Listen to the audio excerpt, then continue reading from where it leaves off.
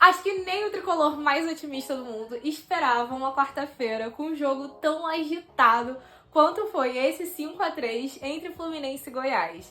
E cara, pra mim foi sensacional, porque teve drama, teve comédia, teve até saída épica, virada épica dentro do jogo, então vamos falar sobre esse 5-3. Meu nome é Julia, sou dominada pelo Flu. A partida começou com o Fluminense, assim, morto dentro de campo.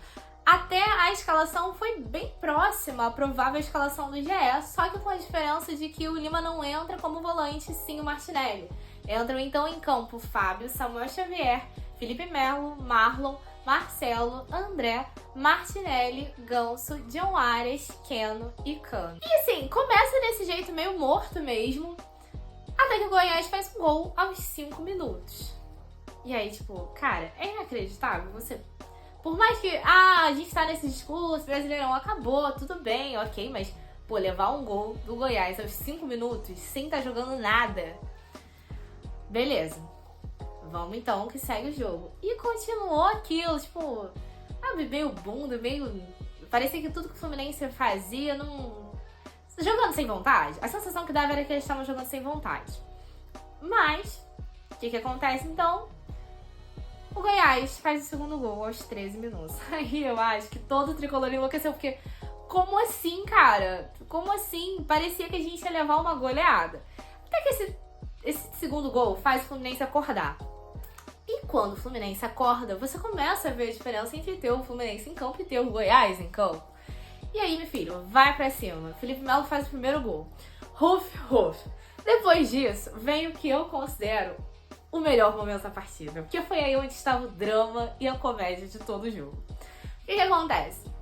Na sequência do gol do Felipe Melo, o Marlon tem uma oportunidade, faz o gol e vira pra torcida como se tivesse cheio de moral por ter feito aquele gol, bota a mão e fala, cala a boca, pra torcida que estava na arquibancada de Volta Redonda 7 horas da noite de uma quarta-feira, depois de perder pro Bragantino em Bragança Paulista. Sim, ele vira pra essa torcida e manda essa torcida calar a boca.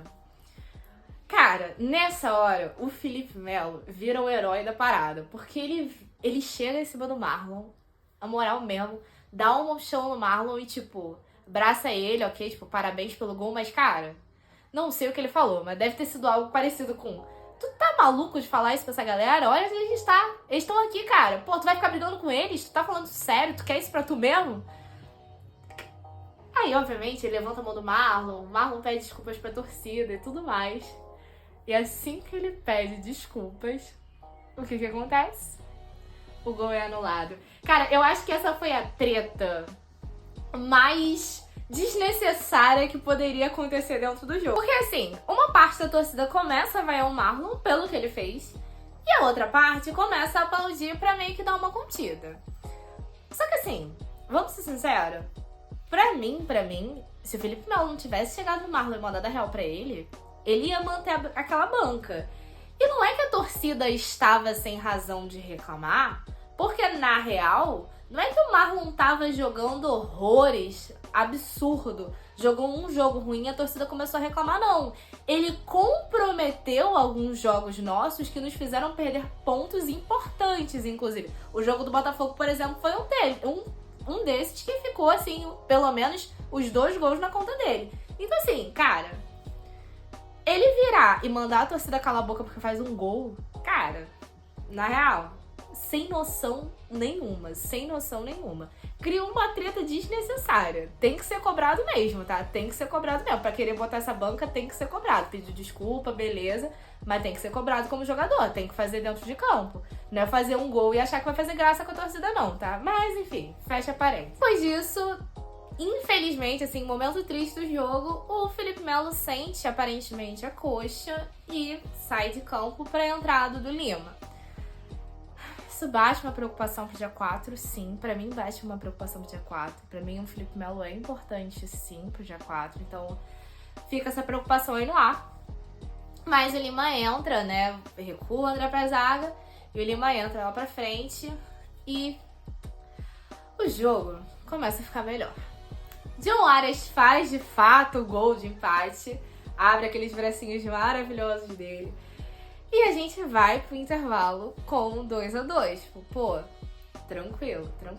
Na volta do intervalo, a substituição do Marcelo pelo Diogo Barbosa. Acho que todo mundo acredita que por conta de uma preservação do Marcelo mesmo.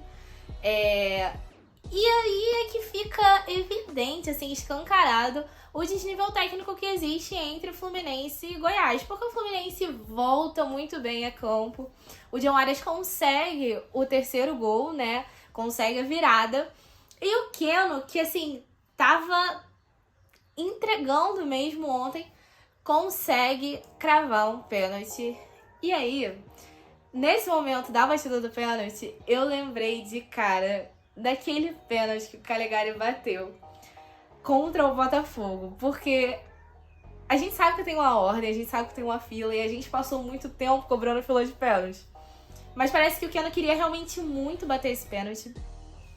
Então, dizem na transmissão que os jogadores foram lá, conversaram com o Diniz, provavelmente perguntando, né, se autorizava deixar passar a fila para o Keno bater. Porque tinha Ganso em campo, tinha Arias em campo, tinha o Cano em campo também, né, batedorzão de pênalti, ok?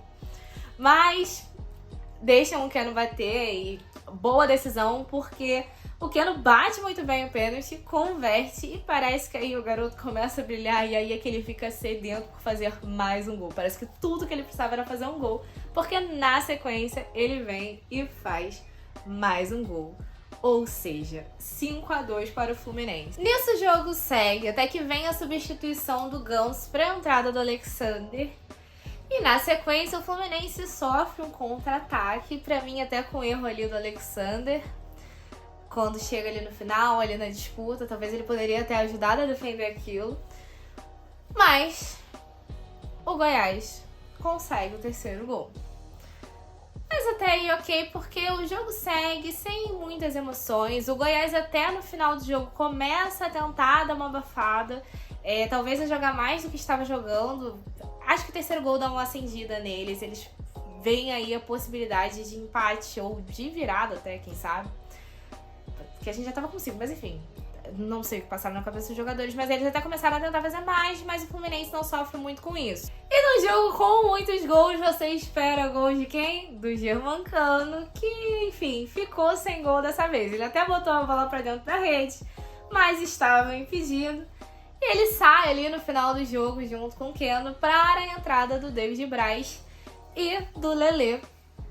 Não sai gol depois disso, até tive uma esperançazinha, tipo, será que em Volta Redonda, de repente, o Lelê vai fazer um... Quem sabe? Mas não rolou não. Mas terminou em vitória Fluminense. Com esses 3 pontos, o Fluminense foi a 45 pontos e chegou a ficar em 7º lugar. Mas com a vitória do Grêmio, o resultado com o Atlético Mineiro, está ali em 8º, mas tudo beleza. Acho que o mais importante desse jogo pra gente foi a animação que ele deu, imagino que tanto pra gente como pros jogadores. Como a vitória sempre é sempre. Uma vitória, então, com muitos gols. E vendo, assim, jogadores que há um tempo não faziam gol voltando a fazer, como o Keno. Acho que dá uma animada, dá uma acendida para... A gente só pensa no final. A real é essa, a gente só pensa no final. Mas o resultado foi esse. Saudações tricolores e até a próxima.